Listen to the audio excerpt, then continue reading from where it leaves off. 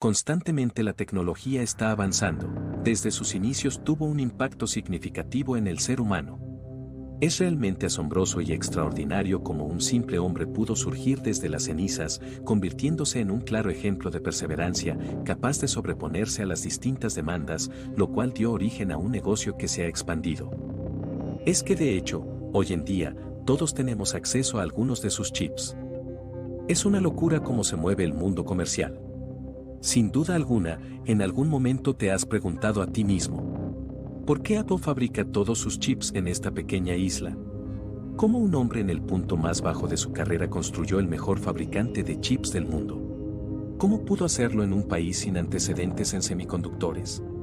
¿Y qué le espera a la empresa que impulsa el mundo? Hoy presentaré la increíble historia de TSMC, la cual advierte que una invasión de la isla dejaría inoperativa su fábrica. En este sentido, somos el único proveedor en el planeta de esta tecnología crítica. Xi Jinping podría pensar que no tienen más remedio que utilizar la fuerza de alguna manera para recuperar Taiwán. De esta manera, quiero empezar esta historia en un lugar que podría resultar inusual, la época moderna. La razón es que, esta época es donde mejor podemos comprender la magnitud de lo que ha logrado TSMC. ¿Sigues aquí? Hazme un favorcito y regálame un me gusta para continuar trayéndote aún mejor contenido. Para las personas que trabajan en la fabricación avanzada, hay dos cuestiones que están causando más problemas que casi cualquier otra cosa: la escasez de semiconductores y la creciente competencia estratégica entre China y Estados Unidos. TSMC es un actor central en ambos dramas. La escasez de semiconductores tiene varias causas, como las interrupciones de la cadena de suministro, la competencia estratégica y una recuperación económica más rápida de lo esperado. Ya que TSMC, como muchas empresas, no ha sido inmune a estos problemas. Pero, muy pocas empresas pueden anunciar planes para gastar más de $100.000 millones en inversiones de capital. Es cuando esa nueva capacidad entre en funcionamiento que iniciará la gran demanda mundial de los chips que lo alimentan todo, desde automóviles y electrónica de consumo, hasta dispositivos médicos y armamento militar. Cabe destacar que otras empresas no pueden impulsar la producción industrial como TSMC. En segundo lugar, la TSMC es tan importante para el ecosistema mundial de chips y para Taiwán que crea su propia gravedad geopolítica. Es por ello que la mayoría de los analistas creen ahora que el increíble ascenso de China hace muy probable algún tipo de enfrentamiento con Estados Unidos. Ambos países han elevado las barreras comerciales y han invertido enormes cantidades de dinero en el desarrollo de industrias estratégicas clave. Pero la industria de los semiconductores, de la que ambos dependen, está interconectada. Es cierto que el diseño se realiza en Estados Unidos, pero la fabricación se lleva a cabo en Taiwán. Los ingredientes clave necesarios para fabricar el producto proceden de Japón y Alemania. El montaje final suele tener lugar en China porque es más barato hacerlo allí. La cadena de suministro es larga y tan delicada como los chips fabricados por TSMC. TSMC es altamente importante para esta industria globalmente crítica, la cual forma una parte importante de la estrategia de Taiwán frente a la amenaza de invasión china. De hecho, esta estrategia está tan extendida que tiene su propio nombre, el escudo de silicio. De esta manera, TSMC es demasiado grande para fracasar, no solo es esencial para nuestros coches, aparatos electrónicos y ejércitos, sino también para Taiwán. Nada parecido se visualizaba ni remotamente en el horizonte cuando Morris Chang nació en julio de 1931 en el sureste de China. Es lógico que alguien tan importante para las economías de China y Estados Unidos hoy en día tenga una historia personal estrechamente vinculada a ambos países. La infancia de Morris estuvo marcada por la guerra. Es un hecho que vivió 3 guerras durante su infancia. La primera fue la guerra chino-japonesa, durante la cual Morris y su familia tuvieron que huir de los ataques aéreos japoneses en Guangzhou. Asimismo, a principio de la Segunda Guerra Mundial, la familia había escapado a Hong Kong. Sin embargo, su nuevo hogar fue atacado por los japoneses el mismo día que el ataque a Pearl Harbor. Morris y su madre tuvieron que vivir bombardeos, disparos, y más tarde, la ocupación japonesa. Cuando la familia se trasladó a Shanghái, China estaba sumida en una guerra civil. A pesar de ser de clase media, la familia de Morris no era acomodada. Veía mucha pobreza e injusticia allá donde mirara, lo que le motivó a estudiar mucho y a trabajar duro más adelante. Cuando tenía 18 años, Morris fue aceptado en Harvard. Describió su reacción como pura alegría y casi incredulidad. Parte de esa incredulidad se debía a que Harvard no tenía muchos estudiantes que se parecieran a Morris en aquel momento. Y es relevante mencionar que Harvard era buena produciendo élites sociales y académicas, abogados, contables y políticos. Sin embargo, no era tan buena produciendo ingenieros. Por lo que no ofrecía ningún programa universitario de ingeniería. Y Morris ya sabía que quería ser ingeniero cuando se enteró de esto. Tras su primer año de universidad, Morris se trasladó al Instituto Tecnológico de Massachusetts. Rápidamente terminó la licenciatura y el máster en ingeniería mecánica. Morris pensaba hacer el doctorado, pero suspendió los exámenes de acceso. De hecho, los suspendió 2 veces. Así que incapaz de continuar con sus estudios, Morris salió a buscar un trabajo de ingeniero. La industria de los semiconductores de entonces no se parecía en nada a la actual. Se disponía de los primeros transistores, pero los circuitos integrados no serían un prototipo hasta finales de la década de 1950. Y no está claro cuánto sabía Morris de esto en aquella época porque era ingeniero mecánico, no ingeniero eléctrico. A pesar de ello, aceptó una oferta de Pennsylvania Electric Products. Acababan de crear una división de semiconductores. Morris trabajó duro en Sylvania durante 3 años. Pero se dio cuenta de que el equipo de ventas prometía demasiado, y el equipo de productos no cumplía lo prometido. Cuando escuchó decir a un alto directivo que no podían fabricar lo que vendían y vender lo que fabricaban, supo que había llegado el momento de cambiar. Había oído hablar bien de una empresa de Texas. Hoy en día, si conoces Texas Instruments, probablemente la conozcas como fabricante de calculadoras gráficas. Fue así como empezaron a fabricar dispositivos para medir la actividad sísmica para la prospección petrolífera. Querían impulsar el futuro de la industria, así que se metieron en la informática y los semiconductores. En 1958, Morris recibió una oferta para incorporarse a una empresa como supervisor de ingeniería con responsabilidad sobre una línea de producción. No tardó mucho en anotarse su primera victoria, la línea de producción de la que estaba a cargo fabricaba chips para IBM. Para ese entonces, IBM estaba trabajando en un producto que pensaba que sería un gran éxito, su primer ordenador central. Utilizaba transistores en lugar de tubos de vacío. Teniendo presente una gran demanda, IBM subcontrató parcialmente la producción de chips a Texas Instruments. Era la primera vez que ocurría algo así, que acabaría convirtiéndose en el patrón de la carrera de Morris. Una empresa fabricaba hardware ambicioso, y subcontrataba la producción de chips a una empresa para la que trabajaba. La propia planta de IBM producía chips con un rendimiento de alrededor del 10%. El rendimiento se refiere a la producción utilizable generada por un proceso de producción. En la fabricación de semiconductores, los pequeños defectos se acumulan en enormes tasas de error. Por lo que un rendimiento del 10% significaba que 9 de cada 10 chips que producía IBM fallaban. La situación empeoró aún más cuando Morris se incorporó a la empresa, y el rendimiento de su línea era de aproximadamente el 0%. Pero había aprendido algunas cosas de sus 3 años en Sylvania, y esta era la de estudiar por su cuenta. Así que fue como un chef, probando cosas diferentes hasta que encontró una combinación que funcionaba mejor. Tras suficientes cambios, Morris consiguió mejorar el rendimiento de su línea de casi nada a cerca del 20%. Eso es inferior si los comparamos con las mejores fábricas actuales. Sin embargo, fue algo grande para Texas Instruments, IBM y Morris Chang. De repente, todo el mundo en Texas Instruments conocía su nombre. Al principio, IBM pensó que había tenido suerte. Cuando enviaron ingenieros a hablar con él, se dieron cuenta de que este tipo sabía lo que hacía. Esa es la razón por la que Morris describió las teorías que había estado probando, y por qué su proceso experimental había funcionado. No se limitaba a hacer suposiciones, sino que poco a poco iba introduciendo mejoras satisfactorias. En este sentido, Morris fue ascendido a director de una gran sección de ingeniería en 1961. Esto se debió a que había hecho un gran trabajo. Texas Instruments se ofreció a pagar a Morris para que completara su doctorado. Este aceptó y volvió a Stanford. Hizo muy bien su examen de cualificación y regresó unos meses después. El vicepresidente de la división de semiconductores le pidió que dirigiera todo un departamento de productos.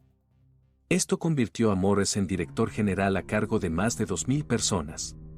Cabe mencionar que uno de los logros de Morris en su primer cargo como director general fue terminar el desarrollo de un transistor de germanio.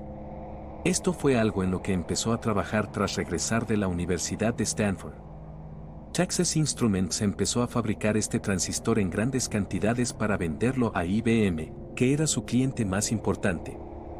Lo que hizo a Morris muy rico y fue trasladado a departamentos más importantes dentro de la empresa. A principios de 1967 era director general del Departamento de Circuitos Integrados, que era el departamento de semiconductores más importante de Texas Instruments. Teniendo en cuenta que Morris ya había hecho algunos avances tecnológicos. Su siguiente gran avance llegaría en el aspecto empresarial.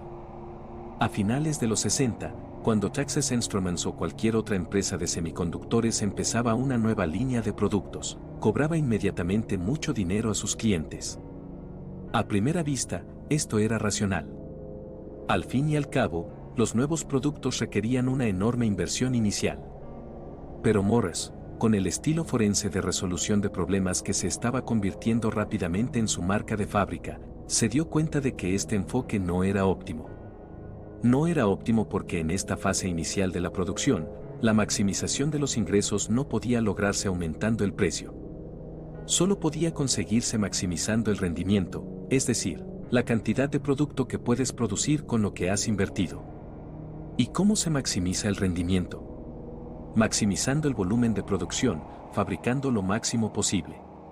De esta manera, Morris se dio cuenta de que la clave para mejorar el rendimiento era encontrar los problemas, e identificar las soluciones lo antes posible, y la mejor forma de hacerlo era fabricar tantas patatas fritas como fuera posible, lo más rápido posible. Morris contrató al Boston Consulting Group para que le ayudara con esto, y se les ocurrió un modelo llamado precio de curva de aprendizaje, que fija precios bajos al principio para aumentar rápidamente el rendimiento de la producción. Te pido que recuerdes estas ideas, porque volveremos a ella más adelante. Un feliz efecto secundario fue que, al fijar inicialmente un precio bajo, Texas Instruments también pudo hacerse con una gran cuota de mercado. Morris se había dado cuenta de algo clave, lo cual sigue siendo relevante hoy en día: las ventas y el producto no van separados, sino que son altamente complementarios. Necesitas un gran producto, pero también un gran modelo de negocio. La astucia de Morris y el trabajo del Boston Consulting Group convirtieron el departamento de circuitos integrados de Texas Instruments en el mayor y más rentable negocio de circuitos integrados del mundo. Gran parte del mérito correspondía a Morris. Había aprendido la tecnología y el negocio de esta industria en rápida evolución mejor que nadie. Entonces, el departamento de productos de consumo no iba bien, pero los jefes de Morris pensaron que un buen directivo podría hacerlo bien en cualquier sitio. Así que lo trasladaron al nuevo departamento. Fue un error.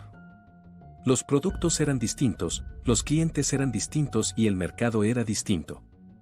Morris no pudo darle la vuelta a las cosas, así que 5 años después lo trasladaron a un puesto de vicepresidente de calidad y eficacia de las personas. Era básicamente un trabajo de recursos humanos, lo que supuso una gran decepción para Morris, dado su éxito anterior al convertir Texas Instruments en líder mundial en semiconductores. Lo mencionado anteriormente eran malas noticias y estaban a punto de empeorar.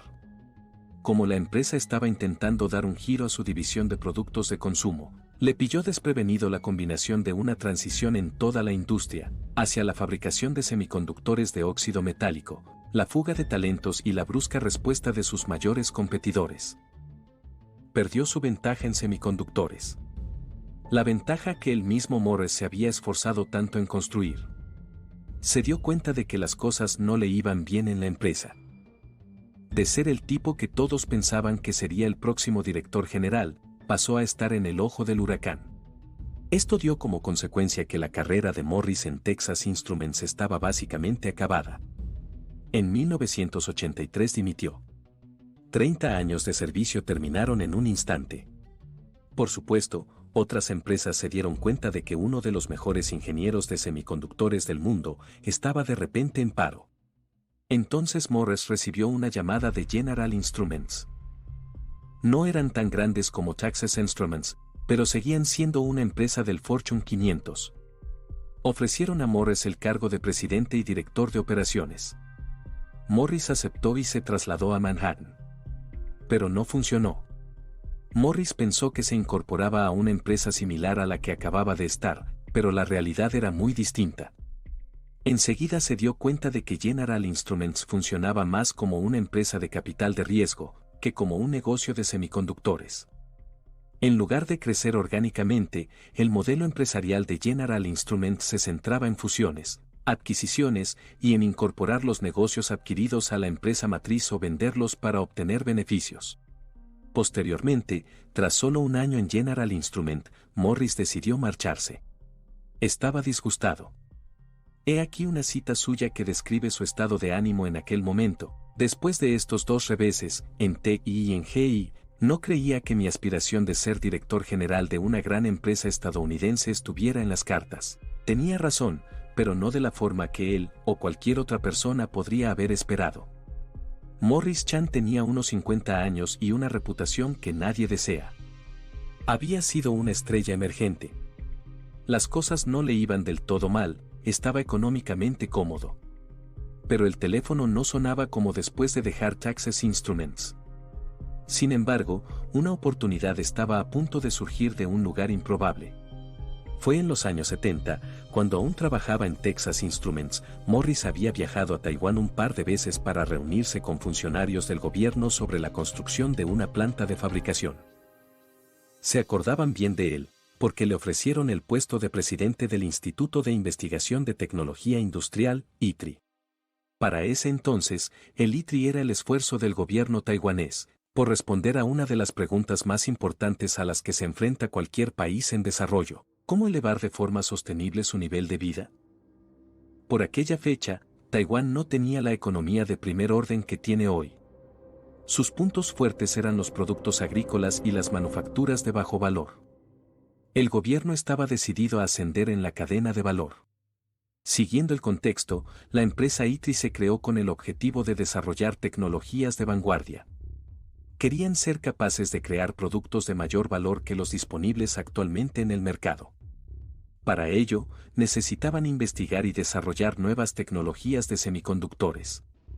En 1975, Taiwán negoció una transferencia de tecnología de RCA, una empresa de electrónica estadounidense. Esto les permitió acceder a tecnologías de fabricación de semiconductores, que estaban una generación por detrás de lo que había disponible en ese momento. Pero fue solo un comienzo. En efecto, el ITRI pudo utilizar esta tecnología para establecer y luego escindir la primera fundición de semiconductores de la historia de Taiwán, United Microelectronics Corporation o UMC. Es muy interesante oírle describir la reacción del contexto en el que se situó Morris al recibir la oferta de trabajo en el ITRI, ya que lo vio como un tipo de trabajo completamente nuevo, en un entorno totalmente distinto. Esa diferencia le atrajo. Además, Morris razonaba que tenía seguridad económica. Podía permitirse tirar los dados. Así que en 1985, Morris se convirtió en presidente del ITRI. Los primeros días no fueron fáciles. Recuerda que Morris era extranjero. Había nacido en China continental y había aprendido todo lo que sabía sobre semiconductores en Estados Unidos.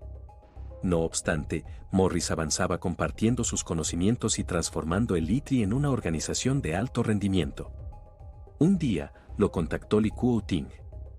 Li era una figura increíblemente importante en el desarrollo económico de Taiwán. Tras más de una década como ministro de Economía y ministro de Finanzas, cuando llegó Morris, su cometido había pasado a ser la promoción de la ciencia y la tecnología en Taiwán. Li se dirigió a Morris con una propuesta. La idea era la siguiente: Morris tenía mucha experiencia en la gestión de grandes empresas de semiconductores. El gobierno de Taiwán quería desarrollar su experiencia en semiconductores. Tenían la tecnología de fabricación, cuya licencia habían obtenido de la RCA, y además estaban dispuestos a extender a Morris lo que en realidad era un cheque en blanco. Ciertamente, Morris no pudo rechazar la oferta de Lee. Tenía 4 días para elaborar un plan. Se trataba de una entrevista sobre su vida que concedió al Museo de Historia de la Informática. En la entrevista, explicó que empezó pensando en lo que tenían en Taiwán, llegando a la conclusión de que no tenían mucha investigación y desarrollo, ni diseño de circuitos integrados, ni muchas ventas y marketing, y muy poca propiedad intelectual. Sin embargo, Taiwán tenía potencial para ser bueno en la fabricación de obleas semiconductoras. Morris decidió crear una empresa que se dedicara a la fabricación de obleas. El problema era que no había pruebas de que nadie quisiera comprar lo que la empresa vendía. Morris sabía que esto no significaba que nunca pudiera haber un mercado para ello. Su experiencia le hizo pensar lo contrario.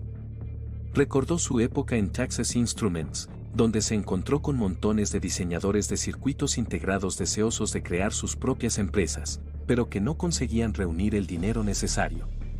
La razón por la que los inversores no podían imaginarse una empresa de semiconductores que no fabricara también sus propios chips es que en los años 80, poner en marcha una nueva empresa de chips costaba entre 50 y 100 millones de dólares. La mayor parte era el coste de fabricación. Es por ello que Morris se reunía con posibles fundadores y descubrió que ninguno de ellos podía reunir el dinero suficiente para construir su propia instalación de fabricación de semiconductores. El contratar la producción de una de las grandes empresas no era fiable y además llenaría los bolsillos de sus rivales. Ninguna de las dos eran buenas opciones, así que Morris pensó que una fundición pura podría ser la solución. Sin embargo, esto eliminaría la necesidad de que cada nueva empresa de semiconductores construyera su propia fábrica, lo que permitiría que más aspirantes a diseñadores formaran sus propias empresas. Con suerte, estas nuevas empresas se convertirían en clientes de TSMC. Se trataba de una idea totalmente novedosa en aquella época, ya que toda la fabricación de chips estaba integrada. No había muchas empresas que se centraran en el diseño de chips. Las empresas que sí se centraban en el diseño de chips tenían que luchar por el negocio sobrante. Morris sabía que su plan era una apuesta arriesgada, pero creía en él y confiaba en sus 30 años de experiencia en el negocio de los semiconductores. Cuando presentó su plan a sus jefes, le dijeron que sí, pero que tendría que conseguir la mitad del dinero de otras grandes empresas como Intel o Texas Instruments. Era una tarea muy difícil, pero Morris se reunió con representantes de ambas empresas. Por desgracia, no podían ver lo que Morris veía en el plan. Entonces, tras probar todas las demás opciones y fracasar, se reunió con el fabricante holandés de electrónica Philips, el cual accedió a invertir 28 millones de dólares y también compartieron información clave sobre el proceso litográfico de 1,5 micras que utilizaban las principales empresas de semiconductores a mediados de la década de 1980. Asimismo, el gobierno taiwanés también animó a algunos empresarios locales a invertir. Al final, Morris consiguió reunir la mitad de los 220 millones con los que comenzó su andadura TSMC, la empresa taiwanesa de fabricación de semiconductores. TSMC empezó a funcionar en 1987 con Morris Chang como fundador y CEO inaugural. Durante sus primeros 4 años, TSMC tuvo que depender de otras empresas para pequeños pedidos. Parecía muy improbable que pudieran tener éxito, por no hablar de ser el líder del mercado. Entonces algo empezó a cambiar. Morris Chang casi fue abandonado por otros miembros del sector. Tras 30 años en la vanguardia de la industria de los semiconductores, mucha gente creía que su traslado a Taiwán para intentar construir una industria de semiconductores desde cero sería su tercer golpe. Ya rondaba los 50 años e intentaba salir adelante en una industria que suele estar dominada por gente más joven. Esto es lo que ocasiona que el segundo acto de Morris sea tan sorprendente. En esta parte de su carrera, convirtió a TSMC de una pequeña empresa en una enorme compañía que ahora es una de las partes más importantes de la defensa de Taiwán. Es una serie de acontecimientos que incluso a un guionista de cine le parecerían increíbles. Como acabo de mencionar, a los 4 años de carrera de Morris, las cosas empezaron a cambiar para TSMC. Morris se esforzaba por convencer a la gente y conseguir que se sumaran a su visión.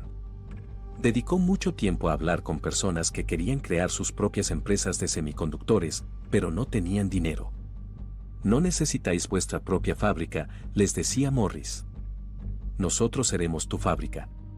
Tecnológicamente, TSMC partía muy por detrás de los pesos pesados del sector. Pero consiguieron acortar distancias. ¿Cómo? Antes de la aparición de TSMC, la fabricación de semiconductores estaba dominada por los fabricantes de dispositivos integrados. Empresas que diseñaban, fabricaban y vendían sus propios chips. Ese tipo de integración hacía que la idea de entrar en el mercado, por no hablar de dominarlo, pareciera aterradora para una empresa nueva. TSMC no pasó por encima del muro, sino que lo rodeó. En su libro de 2003 La solución del innovador, el legendario estratega empresarial Clayton Christensen explicaba que la trayectoria natural de las industrias era pasar de arquitecturas integradas a arquitecturas modulares. Cabe recalcar que las empresas de semiconductores que intentaron hacerlo todo, eran demasiado grandes para ser receptivas y acabaron fracasando. Según Christensen, en un mundo interdependiente, necesitas fabricar todos los elementos clave del sistema para poder fabricar cualquiera de ellos. Pero en un mundo modular, puedes prosperar subcontratando o suministrando un solo elemento. Las especificaciones de las interfaces modulares acabarán convirtiéndose en normas industriales. Cuando eso ocurra, las empresas podrán mezclar y combinar componentes de distintos proveedores, para responder convenientemente a las necesidades específicas de cada cliente. Esto es exactamente lo que hizo TSMC. En concreto, Morris permitió a los tipos con los que se había cruzado en su vida anterior en Texas Instruments, fundar empresas sin fábrica. Cuando TSMC empezó a fabricar chips, cambió la forma en que la industria pensaba sobre la integración. Antes, las empresas intentaban hacerlo todo ellas mismas. Pero TSMC solo se centró en la fabricación, y esto permitió que otras empresas también tuvieran éxito. Esto fue bueno para TSMC porque significaba que esas otras empresas confiaban en ellos. TSMC sabe que necesita que sus clientes tengan éxito para que él tenga éxito. Esta compatibilidad fundamental de objetivos es la base de la existencia de TSMC. Mientras más empresas de semiconductores sin fábrica se fundaban, más negocio recibía TSMC. Su volante comenzó a girar. En 1994, al año siguiente de abrir su tercera fábrica, TSMC salió a bolsa en Taiwán con una capitalización bursátil de 4.000 millones.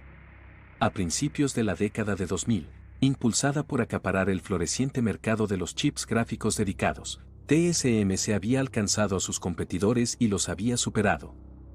En pocas palabras, TSMC venció a sus rivales, y se colocó en una posición casi inexpugnable porque maximizó sus oportunidades de aprendizaje. Es cierto que TSMC tiene un éxito reconocible por varias razones. En primer lugar, fabrican chips para muchos clientes distintos, por lo que siempre están resolviendo nuevos tipos de problemas.